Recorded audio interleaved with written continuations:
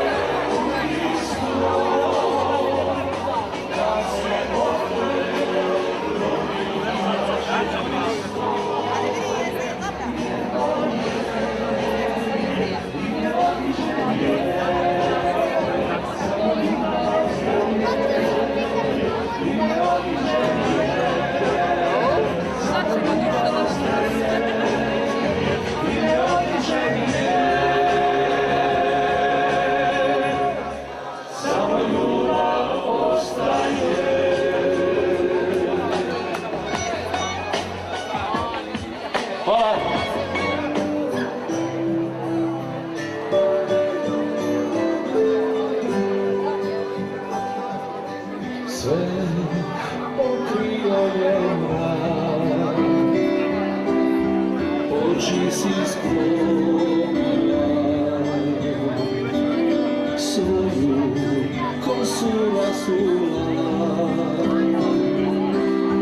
Po mojim grudima ne bih htio zaspati.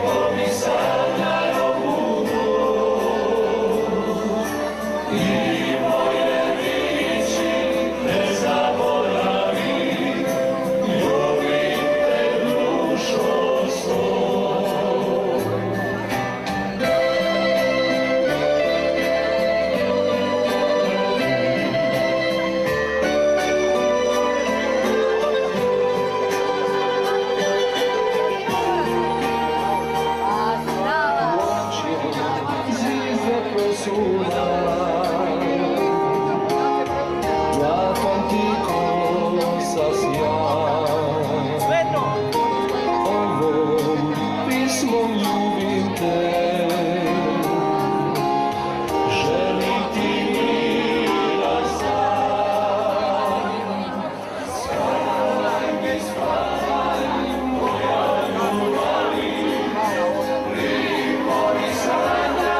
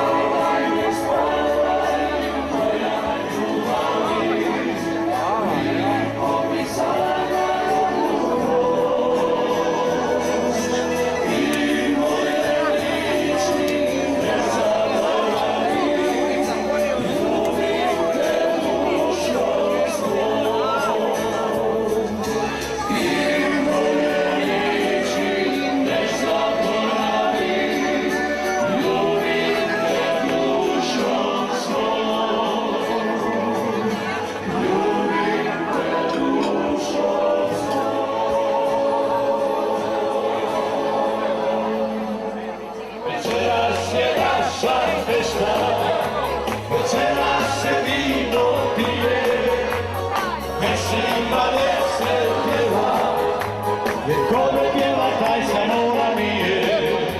Večeras je naša fešta, večeras se vino pije, gdje se igra, gdje se pjeva, jer kome pjeva taj se mora nije. More, more, more, sul dokola,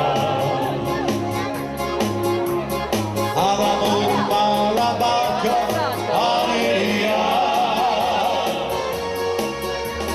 doppia vestamo asciutti, asciutti via,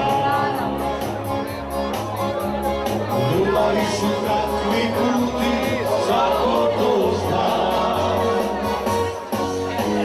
Slika je znana, pjesma je stara, a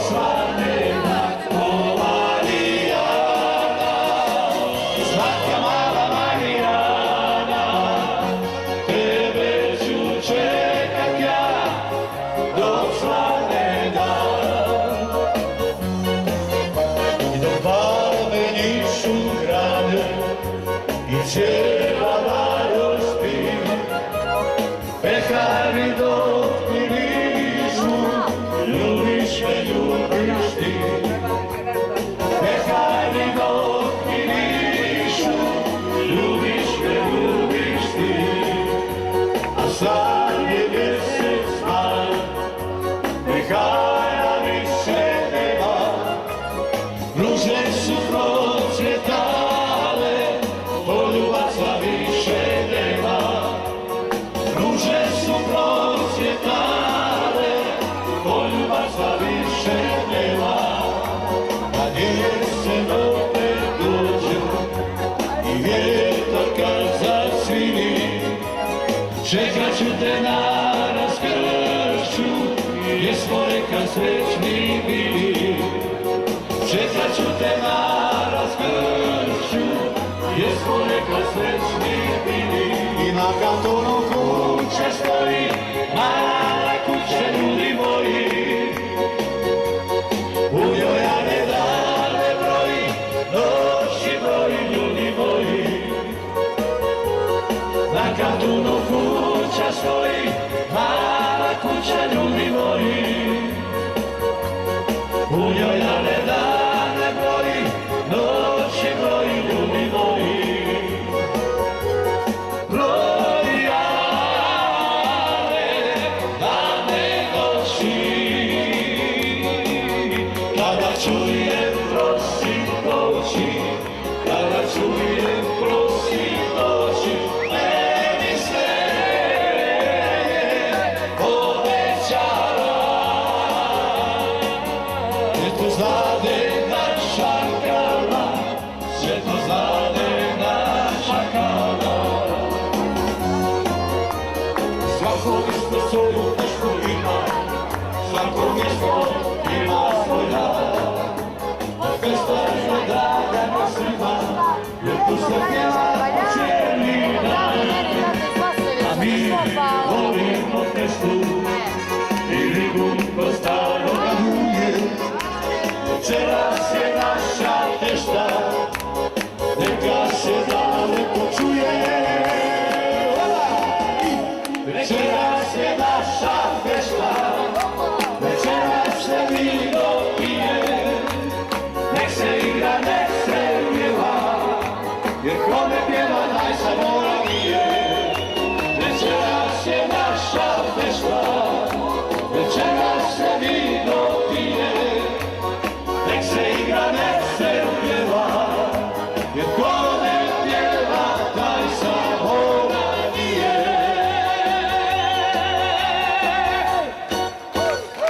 Idemo! Dobro, ovako, Dottore, zanimljivo je da si ti Vasojević porijeklom i ja sam Vasojevka, ali nekako život provodimo na moru. Ti u institutu kao stručnjak, a ja kao novinar u svom gradu. Reci mi, ajde da zanemarimo sad ovu srdelu ovdje koja je ispred nas. Zašto baš poziv kojim se baviš? Pa ne znam, s obzirom da sam iz Vasovića, onda sam svoje djetinjstvo provodio zapravo u prirodi, a tome je kriv sigurno moj stric Momo, pokojni Joksimović, koji je naravno bio čovjek koji je imao svoje krave, ovce i tako dalje.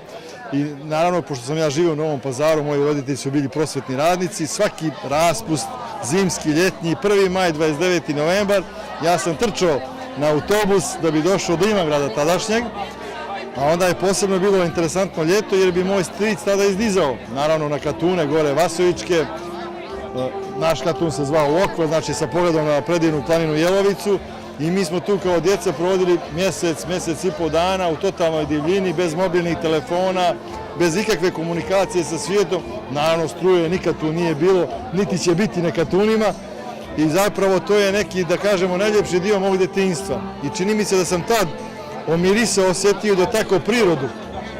I nešto me onda naravno dalje vodilo da kroz svoje školovanje se posvetim biologiji. Ja sam upisao Prirodno-matematički fakultet u Kragujevcu, završio biologiju i upravo iz razloga što sam sve to što sam učio mogao da vidim. Nekako mi je to bio poriv kroz neki moj taj, da kažemo, proces školovanja. Život je uradio kako je već uradio, iz Novog Pazara i Kragujevca gdje sam studirao i prodavajući farmerke u Novom Pazaru 3 godine i zarađujući za život tada, život me je doveo u Kotor, u Institut za biologiju mora, jer su tada, 96. godine, tražili nekoga mlađega koji bi mogao da potegne i ribarske mreže. Kada me je tadašnji direktor Sreten Mandić, zaista moj veliki prijatelj, i evo i ovom prilikom mu se zahvaljujem puno zapravo na svemu tome što je uradio za mene i moju porodicu.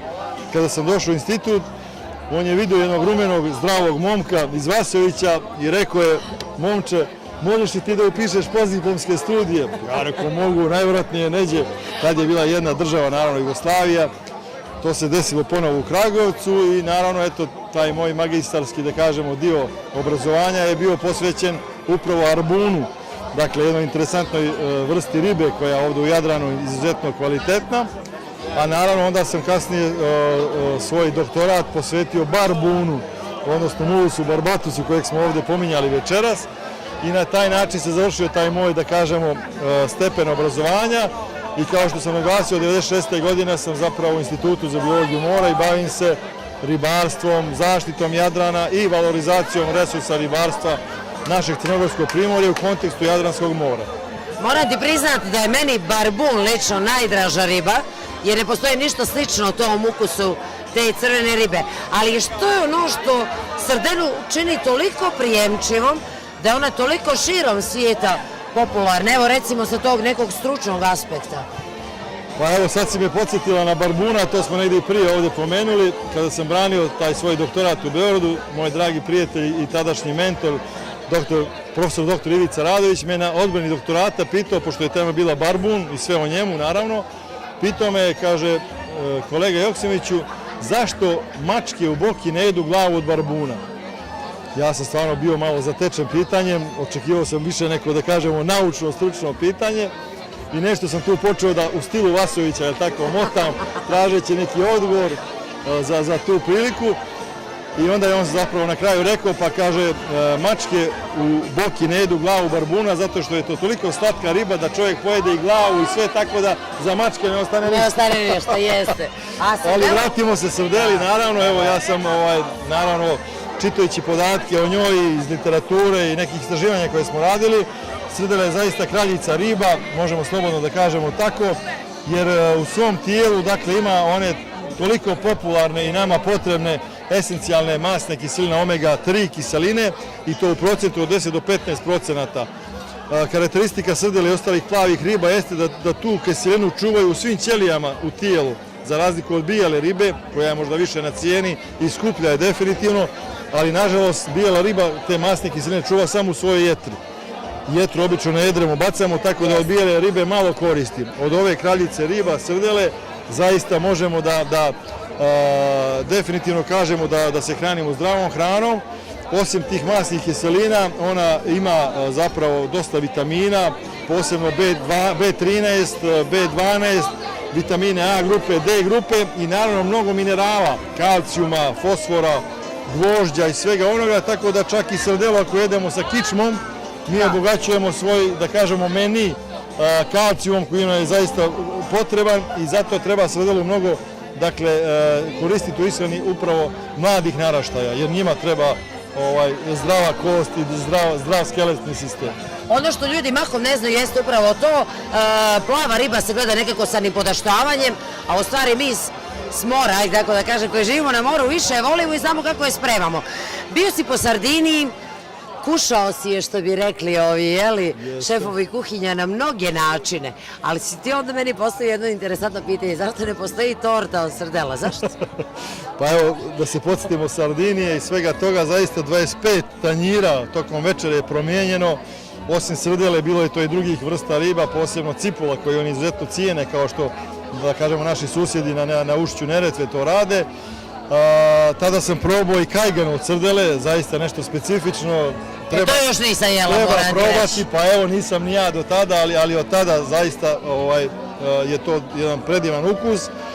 Pa dušice, za Boga, postoje slane torte. Ako postoji slana srdela, zašto ne bi postojala i slana torta od srdele? Pa kako misliš onda, doktore, sad to da napravimo? Red palente, red srdela, hoćemo tako malo peršuna, malo marinade? Naravno, od ozgo malo nekih finih ovih začkoljica, svećica recimo 50, pošto ja slavim uskoro 50. rođendan. ja ću to fino sve oduvati, a onda ćemo zajedno pojesti tu tortu. Hoćemo. U emisiji Feral kao MVO Feral, a ja obećavam doktore da ćemo za tvoj 50. rođendan u avgustu napraviti jednu tortu od srdela. Hvala ti puno Dušice, hvala ovom predivnom ambijentu, hvala Mićku koji je sve ovo organizovao, ali evo ako mi dozvoliš ja ću samo pomenuti mog velikog prijatelja, tvog oca, dragog nam i pokojnog nažalost Miška Vugdelića koji je zaista volio more, ali je volio i Vasoviće punim plućima, punim srcem. To je bio čovjek koji je bio zaista velika spona svega toga, ogromnu energiju koju je donio iz Vasovića je ovdje koristio i nešto što smo posljednje nažalost radili u životu je bio projekat zaštite tunje koji, eto, nažalost nismo uspjeli zajedno sa njim da završimo, ali negdje je ostalo zapisano u vazduhu da to treba da uradimo zajedno, možda sad ti umjesto njega i Feral, ova nevladina organizacija, svi ovi ljudi koji vole Boku i more i Budvu, tako da zaista jedan veliki poklon Mišku, on je negdje tu među nama, ja to znam i osjećam kao i ti, tako da sa svim tim ljudima koji su energetski dali veliki doprinos razvoju svega ovoga, želimo da ih uvijek pomenemo jer na taj način oni dalje žive u nama. Hvala ti doktore, puno ti hvala. Evo, s obzirom da nas je Srdela spojila u ovako divnom broju i preljepom programu, želim da im ispričam nešto što vjerujem da mlađi ne znaju, samo stariji. Davno, prije, mislim, ima vrijeme kad se srdela lovi.